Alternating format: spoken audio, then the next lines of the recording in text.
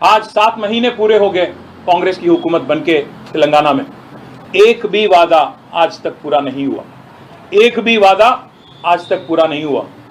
6 guarantee तो गायब हो गए, 6 गारंटी तो गायब हो गए।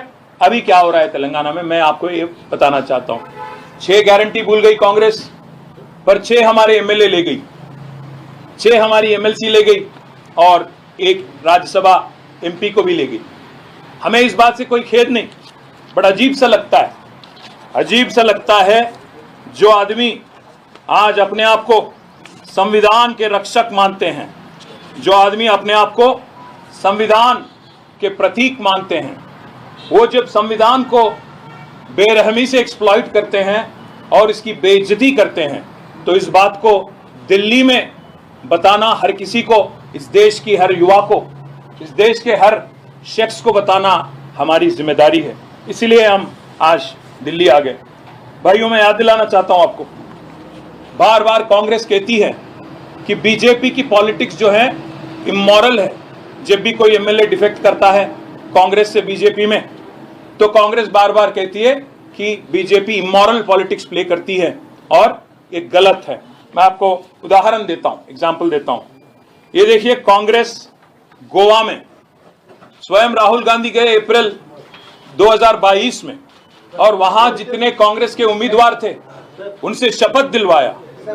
उन्होंने कहा कि जो भी कांग्रेस के टिकट से लड़ेगा जीतेगा तो कांग्रेस में ही रहेगा। ये शपथ स्वयं राहुल गांधी ने दिलवाया था 2022 में। और कर्नाटक में जहां उनकी गवर्नमेंट है, वहां के चीफ मिनिस्टर कहते हैं कि एक एक एमएलए को 50 करोड़ देके बीजेपी खरीदने की कोशिश कर रही है। सिद्धरामैया जी, जो कि कांग्रेस के चीफ मिनिस्टर है कर्नाटक से, वो कहते हैं कि 50 करोड़ देके एक एक एमएलए को खरीदने की कोशिश चल रही है। बाला साहेब तोरट, जो कांग्रेस के चीफ हैं महाराष्ट्र के, वो कहते हैं कि साम दान भेद दंड, ये चारों चीज की प्रयोग हो रहा है महाराष्ट्र में, जहां कांग्रेस एमएलए को लेने की कोशिश कर रही है बीजेपी और शिवसेना, एकनाथ शिंदे वाली पार्टी। ये बाला साहब तोरट का कहना है।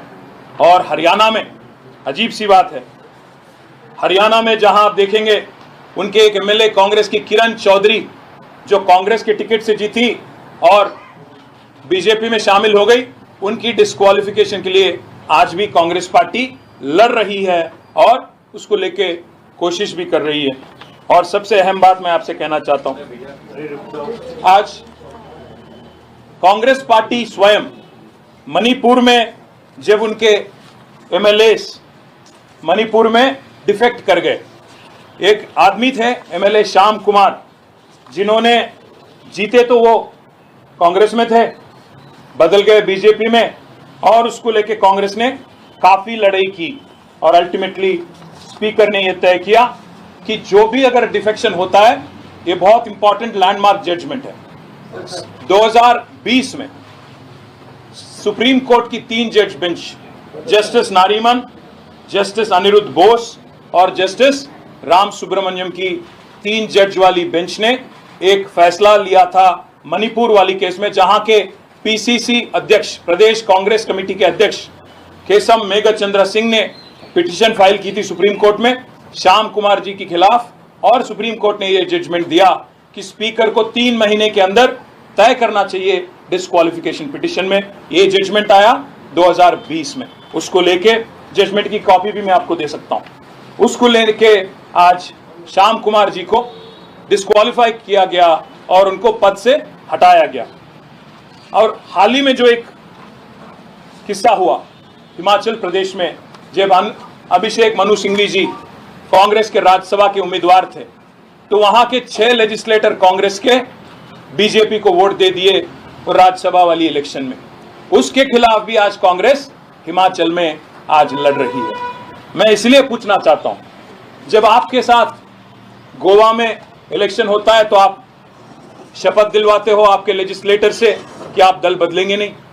जब आपके मणिपुर के एमएलए कांग्रेस वाले बीजेपी में शामिल हो जाते हैं, आप सुप्रीम कोर्ट जाते हो, लड़ते हो और उसके खिलाफ ऑर्डर लाते हो। जब कर्नाटक में आपके चीफ मिनिस्टर स्वयं कहते हैं कि 50 करोड़ की खरीदारी हो रही है आज एमएलएस की, कांग्रेस वाली एमएलएस की बीजेपी के जरिए, तो उस बारे में भी आज राहुल गांधी उसको सपोर्ट करते हैं, और हिमाचल में भी हम जो देखते हैं उसके बारे में भी आज लड़ाई चल रही है। और सबसे अहम बात, कांग्रेस की एक मैनिफेस्टो निकली थी अभी हाल ही में जब पार्लियामेंट हुआ, तो न्याय पत्र करके उनका मैनिफेस्टो, नेशनल मैनिफेस्टो, जिसकी लॉन्च की गई थी तेलंगाना में इसकी लॉन्च हुई थी, जिसमें राहुल गांधी और उनकी पार्टी ये कहती है न्याय पत्र में कि हम न्याय करेंगे। This is the exact thing I'm reading out. We promise to amend the 10th schedule of the Constitution of India and make defections, leaving the original party on which the MLA or MP was elected, an automatic disqualification of the membership in the Assembly or Parliament. न्याय पत्र में घोषणा करते हो आप राहुल जी और खारगे जी कि कोई भी एमएलए और एमपी अगर दल बदले तो आप उसका ऑटोमेटिक डिस्क्वालिफिकेशन करोगे, संविधान का अमेंडमेंट करके, 10th शेड्यूल का अमेंडमेंट करके।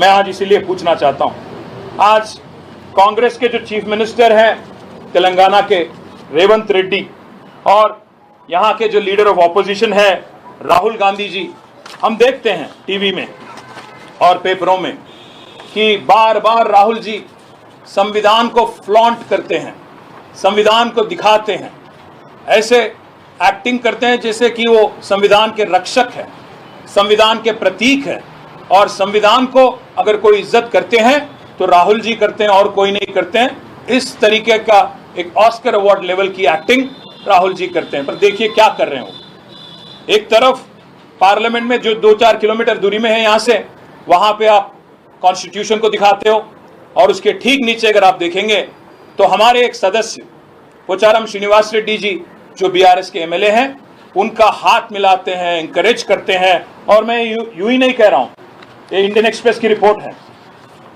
Telangana CM gets the nod of AICC to induct more BRS MLAs.